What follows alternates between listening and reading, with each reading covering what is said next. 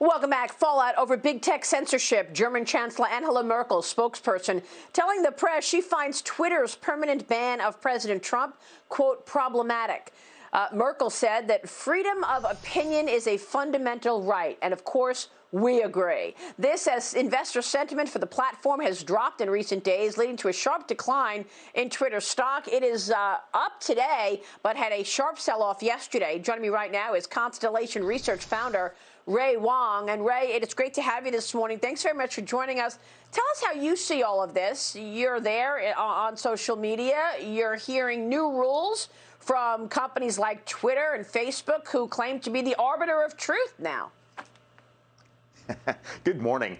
Yeah, it's kind of interesting. These are private companies, and they have every right to enforce their terms of service. But the challenge is it's not being enforced uniformly, and it feels like a suppression of free speech. And what happens is when you do that, and you're an ad-supported network, if you start losing millions of active users, investors will react. They'll start dumping your stock. And we're starting to see impacts of this. Facebook and WhatsApp and changes in data and service, you're seeing people leave. They're going to Telegram. They're going to Signal. We saw that with Twitter as well, because people were leaving for Parler and they're going to Gab. And these social networks are picking up because a lot of them are not ad supported. But the challenge is they're outside the country, and we're now having to go outside the country to have freedom of speech. That's a little bit ridiculous.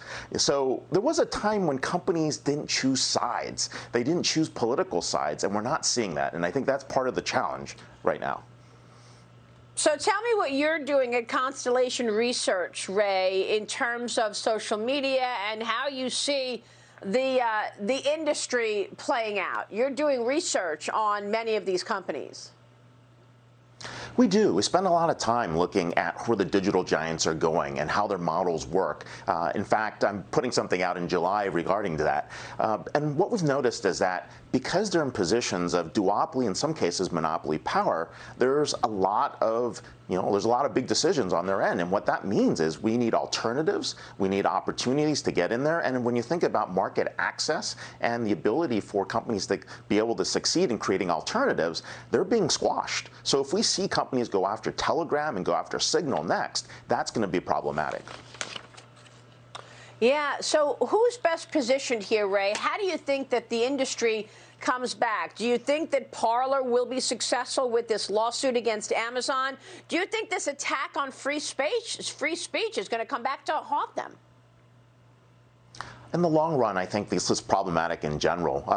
Parler might have a shot in coming back if they can find a server that will host them, but they might be charged on grounds that, hey, they're operating illegally somewhere else, or they're operating in a way that's not fit in, for whatever the administrations think. That's a challenge, right? But in general, these social networks, these digital giants, they have to strike a good balance between what is freedom of expression, what is happening in terms of diversity of thought, and, of course, the shareholders. So if the advertisers go after them, they're in trouble.